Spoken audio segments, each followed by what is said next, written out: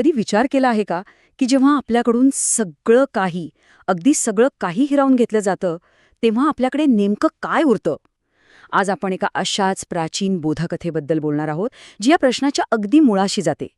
ही गोष्ट आहे एका पदच्युत राजाची, आणि ही आपल्याला सांगते की खरी शक्ती सिंहासनात नाही, तर ती आहे आपल्या मनाच्या, आपल्या चित्ताच्या स्थिरतेमध्ये. चला तर मग या गोष्टीतून हा जो काही गहन अर्थ आहे तो उलगडून पाहूया. एक कल्पना करा, एक अंधारी दमट अशी तुरुंगाची कोठडी, आणि तिथे आहे एक राजा, जो एकेकाळी आलिशान महालात राहायचा, पण आज तो लोखंडी साखळ्यांमध्ये जखडलेला आहे. त्याचं राज्य, त्याचा मानसन्मान, सगळं काही जणू धुळीला मिळालंय. विचार करा, एका क्षणात त्याचं ते विशाळ साम्राज्य एखाद्या वाळूच्या किल्ल्यासारखं कोसळलं. सत्तेची जी काही नशा होती ती उतरली होती, आणि आता उरली होती फक्त एक भयानक शांतता. जो राजा कधी काळी आपल्या प्रजेचा वाली होता, तो आज स्वतःच कैदी बनला होता. पण हे नुकसान फक्त राज्याचं नव्हतं. नाही, त्याच्या काळजाचा तुकडा, म्हणजे त्याचं कुटुंब, त्याच्यापासून हिसकावून नेलं होतं. आणि ही एक अशी जखम होती जी कोणत्याही तलवारीच्या वारापेक्षा खूप खोल आणि जास्त वेदनादायी होती. पण गंमत बघा, एवढं सगळं गमावून सुद्धा तो राजा दुःखी नव्हता. उलट तो आपल्या कोठडीत जमिनीपासून वर, म्हणजे अक्षरशः हवेत तरंगत होता, खोल ध्यानामध्ये मग्न. आता विचार करा, हे असं कसं शक्य आहे? बरं, हेच तर या कथेचं सर्वात मोठं रहस्य आहे.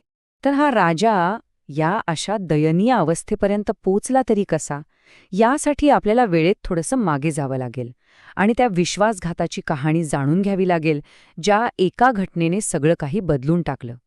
या सगळ्यामागे दुसरा तिसरा कोणीही नव्हता, तर बनारसच्या राजाचाच एक दुष्ट सल्लागार होता. लोभापायी तो इतका आंधळा झाला की त्याने शत्रू राजालाच आपल्या राज्यावर हल्ला करण्यासाठी आमंत्रण दिलं. आणि बघा, अशा प्रकारे एका विश्वासू राजाला त्याच्याच माणसांनी दगा दिला. जेव्हा नवीन राजाने, म्हणजे कोसलच्या राजाने, हे अविश्वसनीय दृश्य पाहिलं, तेव्हा तो पार थक्क झाला. तो स्वतः त्या रहस्याचा छडा लावण्यासाठी त्या कैदी राजाला भेटायला गेला. आणि मग त्यांच्यात जे संभाषण झालं ना, ते आपल्याला जीवनाचा एक खूप खोल धडा शिकवतं. कोसलच्या राजाचा तर आपल्या डोळ्यांवर विश्वासच बसेना. त्याने विचारलं, तुमचं सर्वस्व लुटलं गेलं आहे, तरीही तुमच्या चेहऱ्यावर एवढी शांतता कशी? हे कसं शक्य आहे? तुम्हाला थोडं तरी दुःख होत नाही का? बनारसच्या राजाने एक स्मितहास्य केलं आणि उत्तर द्यायला सुरुवात केली. त्याचा प्रत्येक शब्द जणू ज्ञानाने भरलेला होता. तो म्हणाला, अरे, सुख आणि दुःख तर ऊन सावलीसारखे आहेत, ते येतात आणि जातात. ज्याला हे सत्य कळतं त्याला कोणतीही परिस्थिती विचलित करू शकत नाही.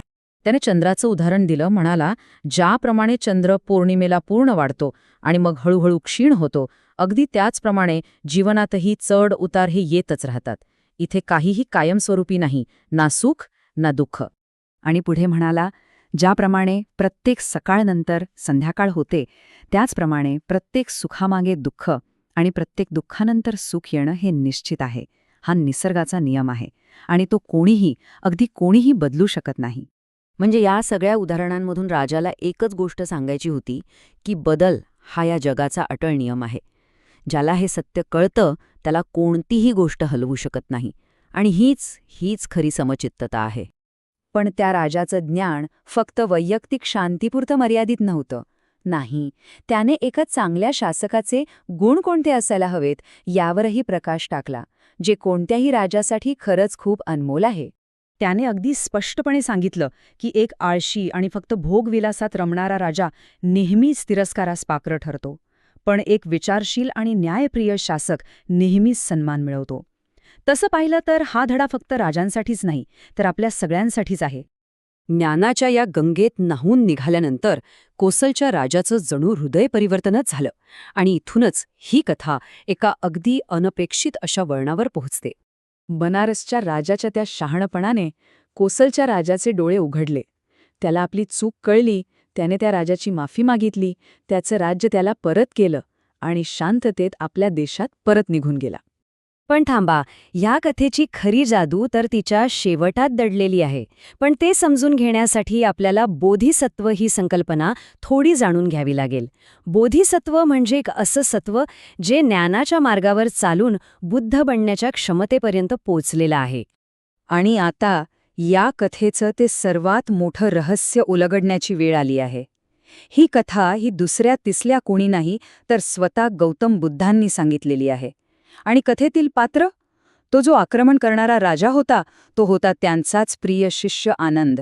आणि तो शांत, ज्ञानी, पदच्युत राजा, ते होते स्वतः गौतम बुद्ध, त्यांच्या एका मागच्या जन्मात.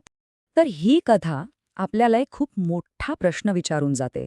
जेव्हा आयुष्य आपली परीक्षा घेतं आणि आपल्याकडून आपलं सर्वस्व हिरावून घेतं, तेव्हा आपल्या आतली अशी कोणती शक्ती आहे जी आपल्याला अटळ आणि शांत ठेवू शकते? ह्याचं उत्तर कदाचित आपल्या सर्वांना स्वतःच्या आतच शोधावं लागेल.